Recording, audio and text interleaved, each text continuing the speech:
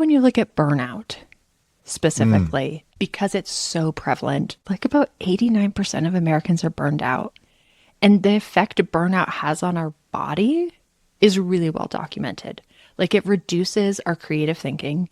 It reduces our motivation. It reduces our energy.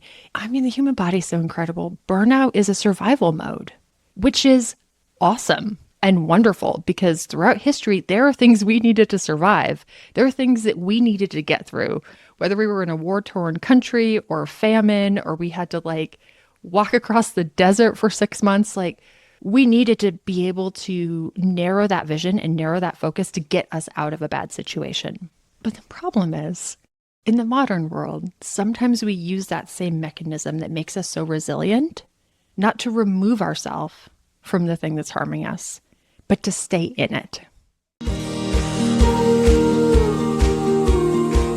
Do you think money takes up more life space than it should? On this show, we discuss with and share stories from artists, authors, entrepreneurs, and advisors about how they mindfully minimize the time and energy spent thinking about money. Join your host, Jonathan Dio, and learn how to put money in its place and get more out of life.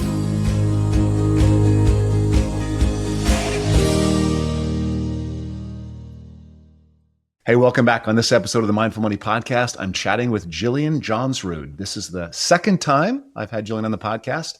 You can listen to the original one that happened about 3 years ago. It's episode 21. Jillian is one of the OG voices in the FIRE, Finish Independent Retire Early movement. What stands out for me with Jillian is that she's never expected to be able to retire early and been part of that movement at the same time. So instead, she's hatched a plan to retire often. So is that, I don't know, Finish Independent Retire Often, FIRO? I don't know if that's a new movement. She was inspired by the idea of sabbatical years and set out to sprinkle retirements throughout her life. And at 40, she's taken over a dozen mini retirements, allowing her to pursue dreams like living abroad, traveling to 27 countries, adopting 4 kids, plus having 2 biological kids, investing in real estate, and touring the US in a camper. She has taught, coached, and written about mini retirements for almost a decade. She hosts the Retire Often podcast, and her book, Retire Often, How Anyone Can Take Multiple Career Breaks to Unlock Adventure, Advance Their Career, and Find Financial Freedom, will launch, I believe, in September of this year. Jillian, welcome back to the Mindful Money Podcast. Thank you so much. I'm excited to be here. I'm excited to have you on. I know that we had this little conversation as we started, and we sort of got over some issues that came up in the whole process. And we talked about some similarities, which are pretty amazing. But I want to encourage everyone to go back and listen to episode 21 to get that full intro. We won't do all that today, but do remind us where you're calling from. Montana, beautiful, lovely, magical Montana. And I say that because we're recording in July and it's the most magical month. If it were January, I would be like, I'm recording from nuclear fallout, cloudy, cold Montana. Oh, but great skiing. So, I mean, there's trade-offs. Anyway, can you share with the Mindful Money audience just a single money experience that you had like as a kid that became integral to your money story? Yeah. So probably the defining one was I was maybe 12. I was in junior high, like 6th, 7th grade. My mom was married to her second husband, and it was not awesome. Not super healthy. No one was having a good time. And I went to her and I said, yeah, we can't do this. We can't stay here. I don't care where we go. I don't care where we live, but like, this is clearly not working. My mom's a very practical woman. And she said, Jillian, I can't raise 3 kids on my own. Like, sorry, this is the deal.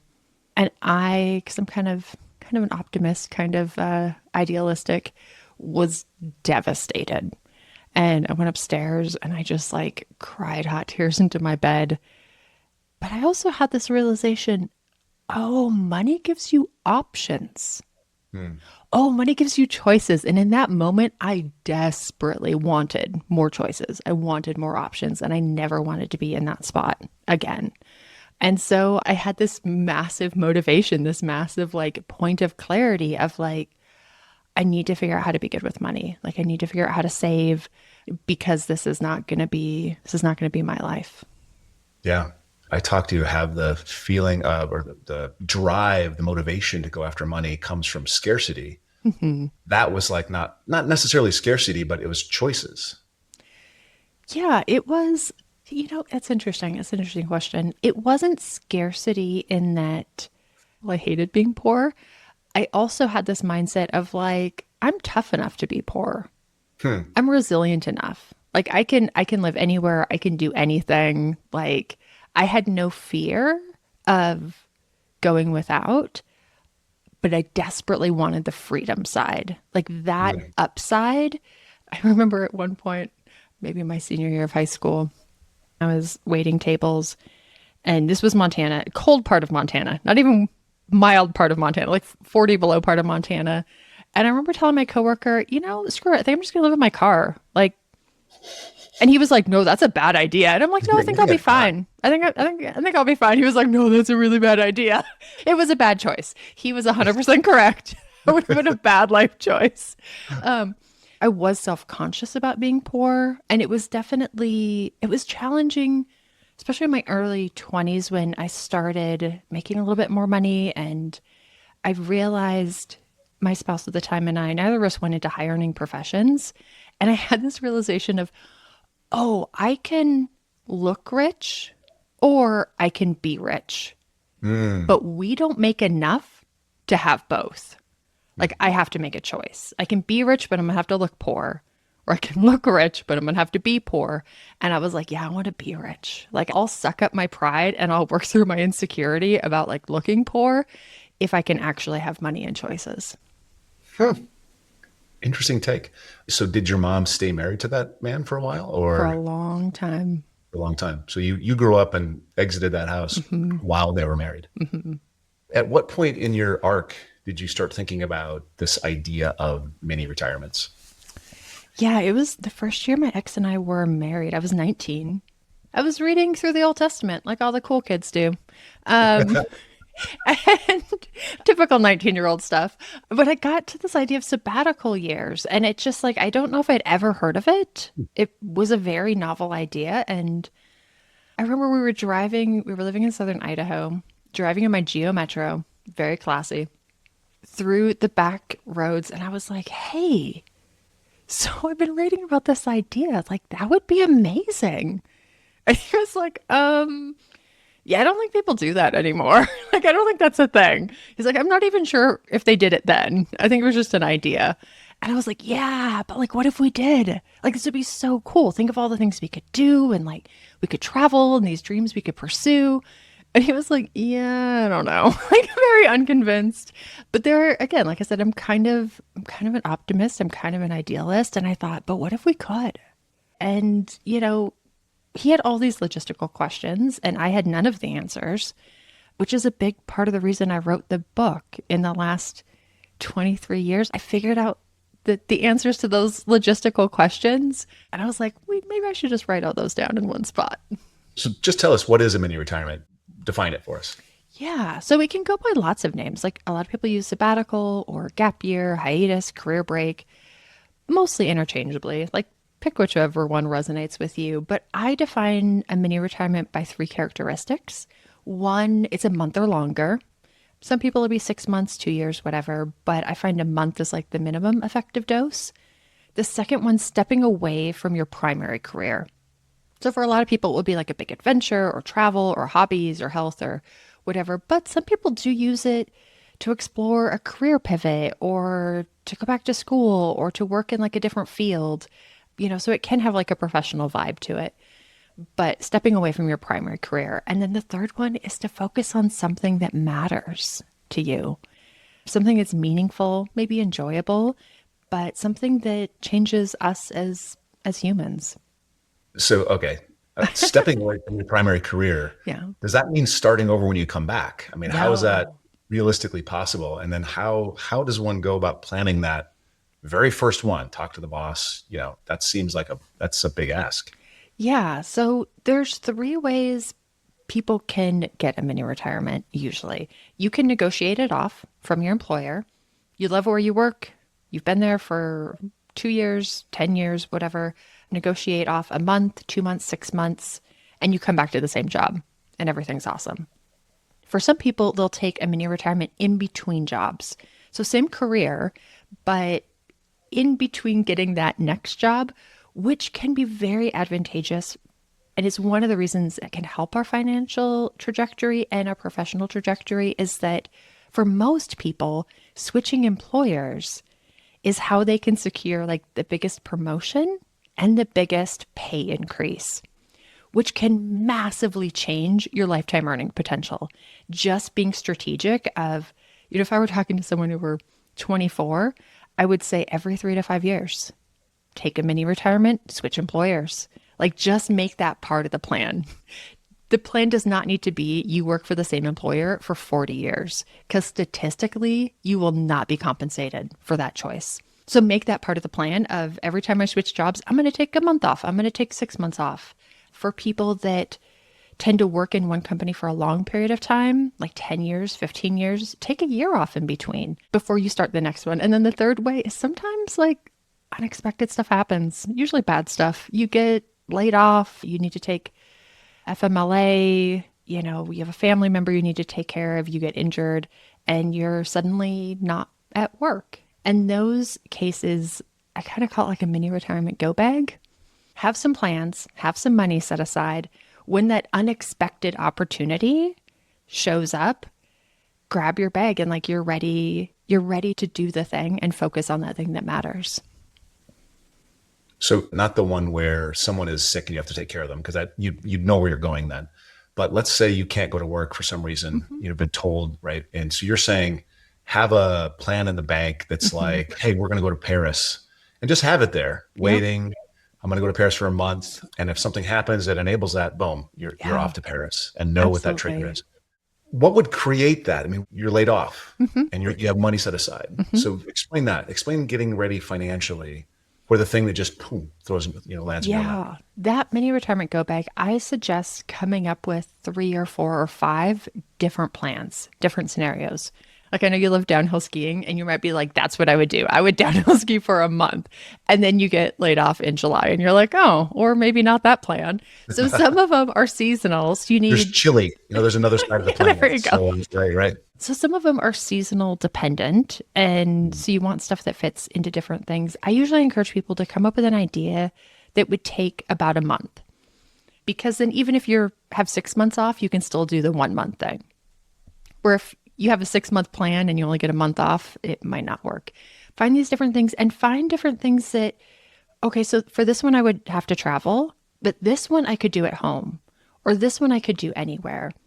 So for example, I had a coaching client that her mom was developing Alzheimer's and she needed to go and take, 3 months of leave and go kind of get her mom set up with better care. She also at the same time was really struggling with burnout. And so we kind of tackled both goals. Getting your mom set up, having that quality time with her, like while she's at her best and making as many of those memories as possible. But also, how can we use this time to help you recover from burnout and accomplish this other goal? So it could be something like recovering from burnout. It could be a meditation practice, or you want to learn guitar, or you want to garden. I took a month off to learn tango. It's very possible if you're like, oh, like my sister needs my help and I need to go be there, and you want to learn tango, that maybe you could still do tango lessons 2 or 3 nights a week while, you're helping a family member. You make it sound like, oh yeah, you just plan it out and you do it. That's not a big deal. I'm just trying to, we do traditional financial planning. We say you set up an emergency fund. Then you start just pumping money into your savings and you maybe have some dedicated savings for vacation, some dedicated savings. Are you just saying, hey, let's add another bucket for mini retirements? And then where does that bucket come in the grand scheme of your long-term financial plan? Does it come before retirement savings? I mean, that's pretty important. Does it come before college savings for the kids? Or is that just, hey, that's my personal choice? I would say for most people alongside of traditional retirement savings. Those are things that can happen simultaneously. And mini retirements, they don't necessarily have to be super expensive. So especially if people are early in their financial journey, one of the tools I have people look at in the book for planning their next mini retirement is if you have a bucket list of 50 different cool things you would want to do. Let's think about the cost of each of these things and let's front load the affordable ones. Let's do those ones first because that sequence of events, and there's a correlation of oftentimes the things that are affordable are better suited when you're at your highest capacity. And there are a lot of things that are very expensive that you could do in other decades of your life. I really want to do an around the world cruise with like 10 or 15 of my friends. It sounds so much fun. I'm 42. I could do that at 50. I could do that at 60. I could probably do that at 70. If I take good care of myself and with a little bit of luck, I might be able to do that at 80. But there's other things like I took a 10-week road trip with my kiddos when they were all little in a pop-up camper. That one wasn't going to wait. It also wasn't super expensive. We rented out our house while we did it. I think we broke even. So there's a lot of ways you can do this really affordable. I took a month off to learn tango. I set a budget of $1,000. You can set up a brokerage account or a savings account, put $1,000, put $10,000 in there. And if the opportunity arises, the reason I like people to plan this out ahead of time, especially for the mini retirement go bag, is that usually those opportunities can have a little bit of a negative emotion to them. If you get laid off, even if you hated your job, even if you have this amazing severance package, there can be a little bit of, oh, I was rejected and they don't like me and they don't value me. And it can be hard to emotionally pivot from like, oh, this kind of crappy, kind of good, but kind of crappy thing happened to like, hey, let's go do this cool adventure.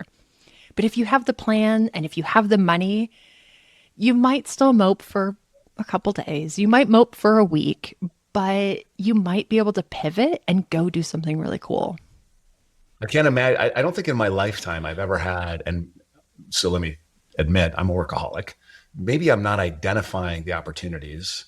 Maybe that's because I've been trained to work. Yeah. I'm a good South Dakota boy. Like I was raised, my dad was a workaholic. So from just a 10,000 foot view, how does one shift from this traditional work life, work till 65 and then retire mindset to it's okay, even good, even better if I take these mini retirements? How do I make that mental shift? So there can definitely be a cultural context that makes this tough. There are some cultures that really value rest time. They value like spending time with people they love and like slow meals and like there's a vibe out there. I did not grow up with that vibe. You're talking about Spain though, and Italy and France. You're talking about the US. Where is that in the US? We'll assume you have a worldwide audience. But yes, in America, there's a work culture. And I grew up in a small town in Montana, farming, ranching community. And these people survived generationally by working hard and by working all the time. And so there was this mindset of like, if you're relaxing, if you're having fun, if you're enjoying yourself, you're probably doing it wrong. Like this, you're probably making a bad life choice. That's me, actually. So it's helpful to say, okay, well, that's one way to look at it. And whenever I'm trying to change like this internal narrative, what's useful for me, and this is a little bit woo-woo, but if it's helpful, take it. If not, be like, yeah, she's weird. But what's helpful for me, if I have the strong internal narrative, the tricky thing to changing that is that it worked. It worked for our grandparents. We saw it work. It worked for our parents. We saw it work. And it might have worked for us for a long time. And so it's hard to say to something that was super effective, actually, that doesn't work. Because we know it worked. Like our subconscious knows, like, hey, that was a great thing. Me working super hard had good results in my life. So my little woo-woo thing is to be like, thank you so much for how that mindset helped me, how it helped my parents, how it helped my grandparents. That was super useful. But going forward to this next place I want to go, I'm going to need something else. So I appreciate the contribution and I'm going to go in a different direction. And then trying to adapt whatever that new mental framework is. So one of the ones that's helpful for me in the terms of mini retirement for ambitious people, for motivated people, for people who are so dedicated and passionate about what they do is, they're again, small farming ranching community. Small town, high school basketball was a vibe. Like it was a thing. It was so important. And I played basketball in high school, and you get a whole bunch of like farming ranching kids, and you've never seen a group of people who are so obsessed with hard work and like sacrifice and struggle, so dedicated to the sport. And we took a halftime every game. Not because we were lazy, not because we weren't dedicated, not because we weren't motivated, not because we weren't obsessed with the outcome of the game, but because we were those things. We cared so much that we were willing to take a break, to rest and to recover and to reimagine what the second half of this game is going to be.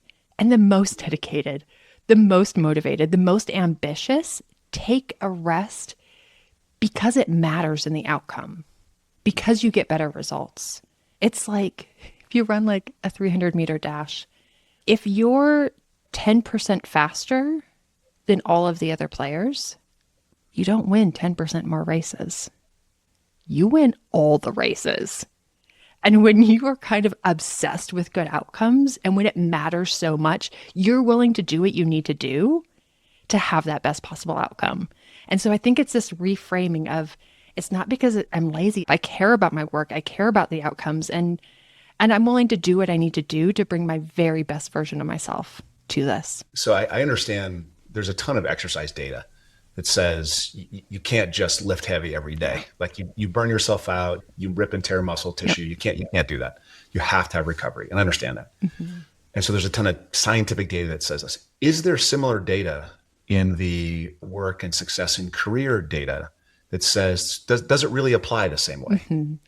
It does. Especially when you look at burnout specifically, because it's so prevalent. Recent surveys looked like about 89% of Americans are burned out. And the effect burnout has on our body is really well documented. Like it reduces our creative thinking. It reduces our motivation. It reduces our energy. I mean, the human body is so incredible. Burnout is a survival mode, which is awesome and wonderful because throughout history, there are things we needed to survive. There are things that we needed to get through, whether we were in a war-torn country or famine, or we had to like walk across the desert for 6 months. Like we needed to be able to narrow that vision and narrow that focus to get us out of a bad situation. But the problem is, in the modern world, sometimes we use that same mechanism that makes us so resilient, not to remove ourselves from the thing that's harming us, but to stay in it. And it's a little bit being like, hey, I'm really good at running away from a bear. Maybe I should do this every day. Maybe this should be my thing. And so when people come back, their productivity, their motivation, I worked commission sales for a long time. We were paid entirely on commission. And whenever people were going through something in their personal life, like a divorce or a death, their sales numbers dropped by half. And the thing that was so bizarre to me is that looking at them in the work environment, I couldn't tell. You weren't like, oh, they look super depressed or they look forgetful. They seemed exactly like themselves. And looking at their client interactions, I couldn't perceive what was different. But something was a little off. And that little off had a massive impact on their outcomes. Very interesting. So I'm imagining, I'm not imagining, I'm actually experiencing internally right now. There's a little bit of fear I have, like this concept of losing momentum in career. And for the person that's going to use this month or 2 months in between jobs, is it that they say, okay, I am going to create this 2-month window, so I'm going to quit this job and I'm going to come back to another job? Mm-hmm. Are they identifying the job and putting it in place before, or are they coming back and just believing they're going to get another job? Because I'm thinking about different times in history where today being one of those times where it's very difficult to find a job, where employers have so many choices. Every job has 4,000 applicants right now. Does this work today without a job? Can I come back and be pretty sure I'm going to have it? Or can it be open-ended? So people do it both ways. I would say typically with smaller amounts, like 1 or 2 months, that is something that's fairly reasonable to negotiate with your next employer. So you go out, you get the next job and you say, hey, super excited. I can start in October. And they're like, Mm. oh, we really need you sooner. And you're like, okay, I can do September. And you build yourself that gap before you start your next job. And there's a lot of advantages to that in that if you're super nervous about being unemployed and not having something lined up, and you need that sense of safety and security, that can emotionally make your time off more enjoyable. I would say typically with longer breaks, if you're planning 6 months or a year, most people don't have the next job lined up, with the exception of if you loved your employer, if they loved you, usually you can't negotiate a break more than 3 months just because the HR logistics on the back end are a little bit complicated for that. But I've had a lot of people kind of have a tacit agreement of as soon as I'm ready to come back to work, like I will reapply. And employers being like, whenever you're ready, whenever you're done with this, please reapply. Like we will find a place for you. We would love for you to come back. And that can be helpful just in knowing like I have that option. You know, you usually are not firmly committed to it, but it can create some emotional reassurance. The other thing that happens though, when people jump out on their own in the wild, and it's one of the things I go through in the book of how do we network? How do we set ourselves up to have really good outcomes in this? I think about a lot of this kind of like Evel Knievel. If you all remember Evel Knievel, he used to do a lot of stunts on a motorcycle, but one of them was jumping over a canyon, which seems super dangerous on a motorcycle, but it's a math thing. He built ramps on both sides. So it appeared very dangerous, but actually the risk was pretty low because he had worked out the math on those trajectories. And a lot of this mini retirement is just building ramps on both sides. It still looks from the outside very risky, but when you're really thoughtful about building ramps, your actual risk is quite a bit less. So one of the funny things, especially in work cultures, American culture, people are obsessed with everyone working. And it will create a discomfort, you not working. It will create a discomfort for everyone, for your parents, for your family, for your friends, for your old coworkers, for people you went to college with are just like, oh, why is he out in the world enjoying himself? Like he should be here. And so there can be this effect, especially if you build the ramps a little bit. And in the book, I outline like how to phrase this, like specific conversations, but it sounds a little bit like maybe a LinkedIn post, maybe an email. I've super enjoyed working this industry. I've loved working with all of you. I'm going to go off and do this really cool adventure for 6 months, but I'm really excited.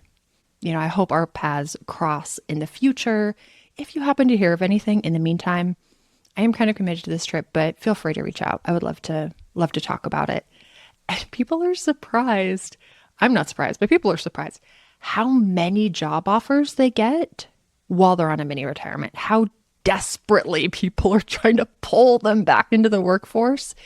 And I think part of it is it just opens a loop. So people might not think of you for a job if you're happily employed. But if they know you're just out there living your life, they saw the pictures on Facebook, they're like, I know who would be perfect for this. We need to get him back into the 9 to 5. And so that's a really common outcome. And I wouldn't necessarily recommend it for your first mini retirement. Like the name of the book is Retire Often, not have one massive epic mini retirement, because you can start small. Start by negotiating a month off with your current employer. Like do 2 months in between jobs, like build up as you gain that confidence and the clarity and work out kind of the learning curve. Each one gets better. Yep. Do you know who Alex Honnold is? Mm-mm. So what's the name of the movie? It's Free Solo. He free soloed El Capitan. Free solo, no ropes. Yeah. Insane. So the thing about Alex Honnold is, and they did this, I think maybe this is apocryphal, I'm not sure. They did scans of his brain. And so he has no fear response. Like he is not afraid. And just imagine you're 1,500 feet up in the air, you're not having ropes, and you're doing these dynamic climbing moves that one little slip, you die, right? Yeah. And people do die doing it. Yeah. He did it successfully. He has kids now. He doesn't do this anymore. I think you're that in the financial space because you don't seem to have any concern or fear. And I am very successful. I was raised poor. I have this scarcity mentality. I have a really hard time grasping this idea that I cannot work for 6 months and I'm going to be able to be fine. I'm actually in a position that I could retire and I'd be fine. But the idea of not working, I don't know what I would do with myself. And I've been trying to figure this out for a while now. And it's a little scary. So what do you say to Yeah. people that aren't worried about the money? Hmm. They're worried about being disengaged from the work community, not being valued, not being valuable, these kinds of things. Yeah. I would say you absolutely should be worried about that stuff. Yeah, What else? 100%. Those are real, valid concerns that people struggle with. And you should have a plan for how you're going to work through this. It's one of the reasons I love mini retirements, like being in the FI community. Sometimes I would hear, because I took a lot of mini retirements and then I became FI and we left our jobs and all that jazz. So I'd hear people be like, yeah, I'm like 5 years out from my FI number. Like I'm just going to push really hard and then I'm going to retire forever. And I'm like, oh, that's so cool. Have you done a mini retirement? They're like, no, no, no. Like if I did that, then like I might be FI like 6 months later or something ridiculous. And it's a little bit to me like someone saying, I really want to run a marathon. Man, I'm so excited to run a marathon. This is going to be awesome. Like 5 more years and I'm going to run a marathon. And I'm like, oh, that's so cool. Do you like run 5Ks? And they're like, no, no, no. No, I'm just going to sit at my desk for 60 hours a week for the next 5 years. And then I'm just going to run a marathon and I'm going to be awesome at it. And I'm like, well, that's interesting. You don't want to practice that at all? They're like, nope. I've read some books on running marathons. I've listened to a couple podcasts about running marathons. I'm just going to be great at it. It's going to be amazing. If I'm not at my desk, I'm going to be so good at running marathons. And I'm like, okay, I don't think that makes sense. Because as humans, we're not good at things we haven't done before. Everything has a learning curve. Everything needs practice. Organizing your time in a meaningful way, we don't have a lot of practice at. You won't be good at it. You're going to have to practice. Finding meaning and purpose outside of our career, we don't have a lot of practice at. You're not going to be good at it. Like figuring out how to describe what you do, having people not be impressed with you. Like all of this stuff has a learning curve. There's two options. You can figure out how to navigate this, or you can die at your desk. Powerful point. So let's figure it out. Let's figure it out and figure it out in a month. It's so mind boggling to me to be like, well, a year sounds really hard. I don't know how I would do that. There's all these challenges, but 30 years, that'll be a breeze. And I'm like, 30 years is 30 times harder than 1 year. If you can't hack it for a year, what makes you think that 30 years is going to be easier? It is not. So might as well practice. Who's the book for? Because it seems like there is a certain amount of, the community talks about sort of retirement income crisis. People aren't saving enough for the thing that gets them to the real retirement. And I can understand if you're talking to a 24-year-old and you can train them or teach them that this month break or 2 month break between jobs 4 or 5 times throughout their career will be beneficial to their savings and their retirement income. Yeah. I can understand that. Yeah. But it also seems a little privileged. Like you have to come from not just an idea of enough, but I'm wondering if this is like targeted at the top 50% of socioeconomic status kind of stuff, or you think everyone can do this? I think everyone can do this. So each demographic has a different challenge.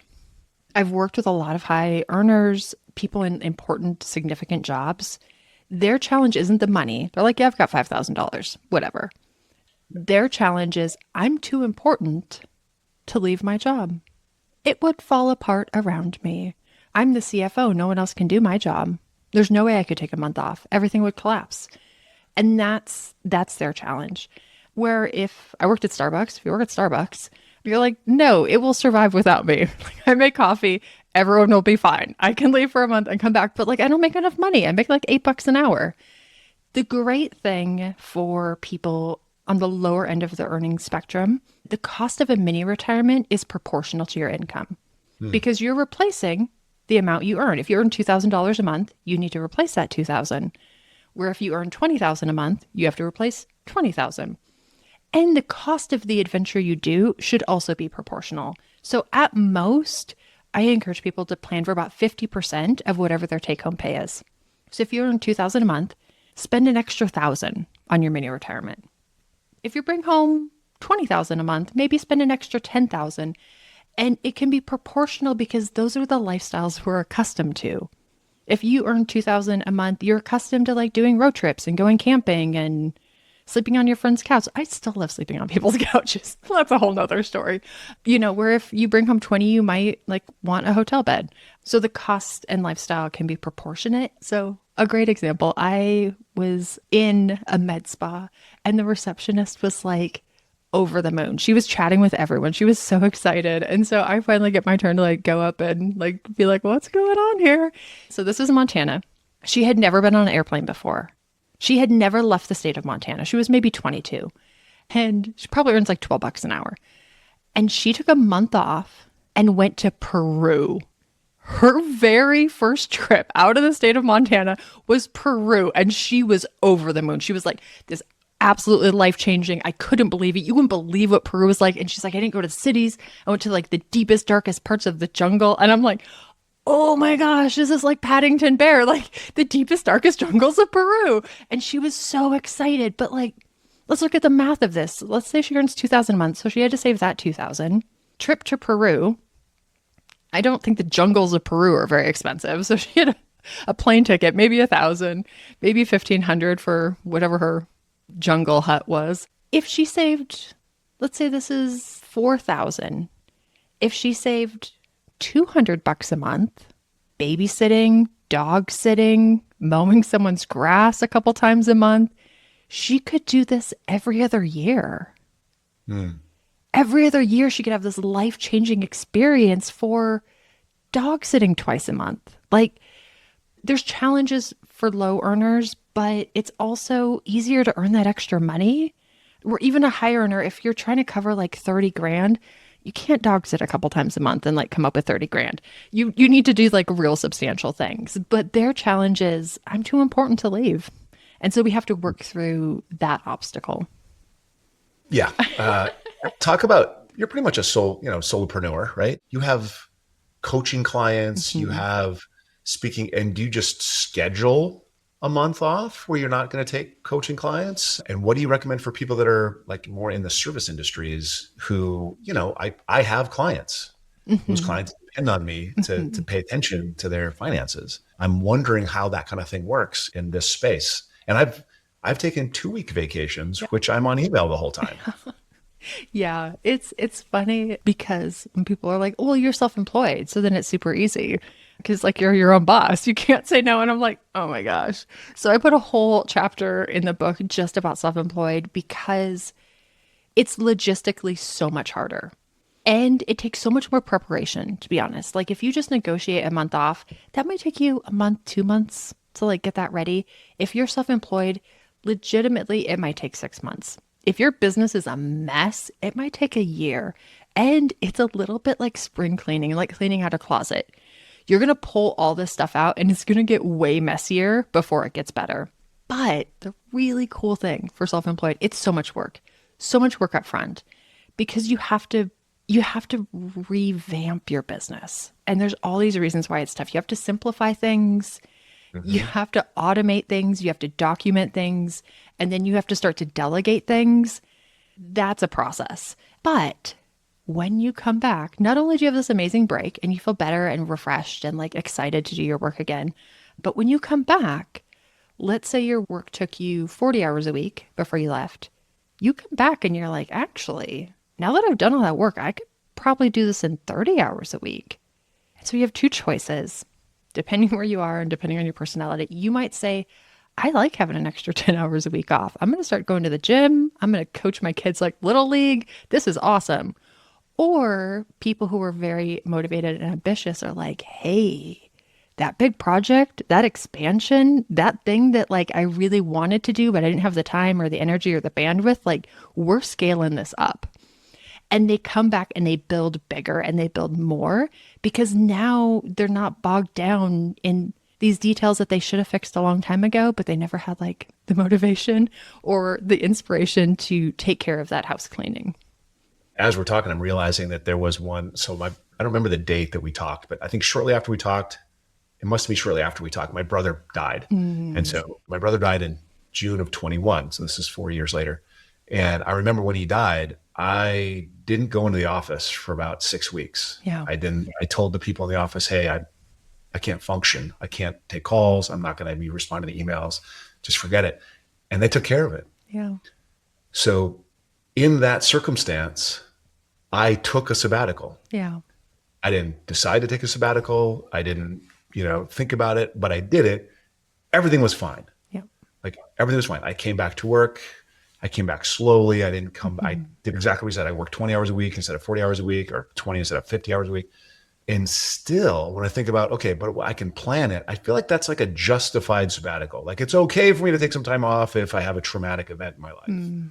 But it's less okay to kind of just, it feels privileged. It feels like I'm not fulfilling my responsibilities as a human if I'm not. And maybe that's the culture. Maybe that's, my upbringing. Maybe that's all this garbage I have in my head. So help me and anyone else in this boat. What is the first thing I need to do that will help me get over that mental hurdle? Because it's totally mental. I just proved that I can do it. Yeah. It's a completely mental hurdle. Yeah.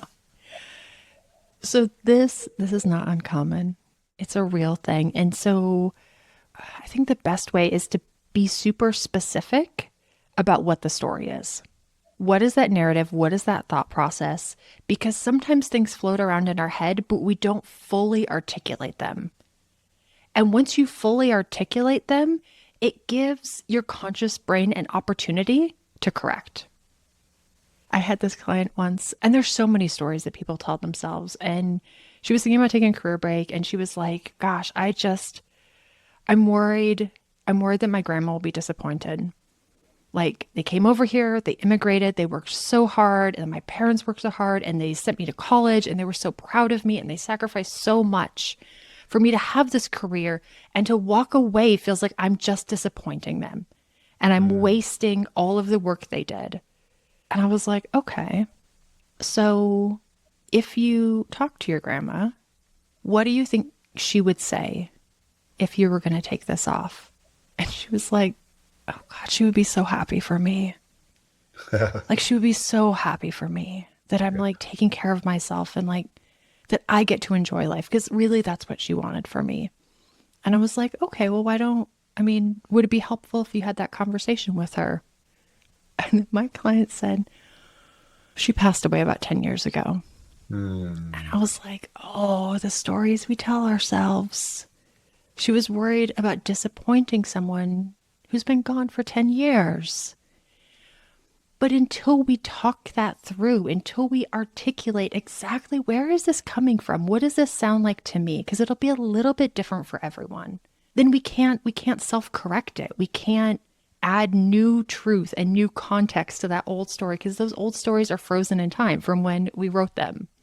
And they don't get rewritten unless we like pull them up and look at them on the page and go, I get why I used to think that, but that's not actually true anymore. And so I think it's that being really specific and just being real honest. I always say there's a lot of different ways to look at something. Are you picking the story that's helpful and true? It can't be BS. It has to be honest, because if it's BS, your subconscious will be like, that's BS. I don't buy it. But is it helpful? There are stories that maybe they're true, but they're not helpful. Is it moving you in the direction that you want to go?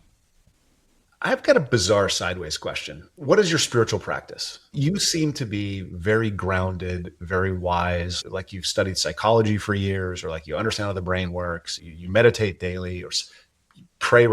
What is it that gives you this calmness about this? And I'll just reference the whole Alex Honnold conversation before.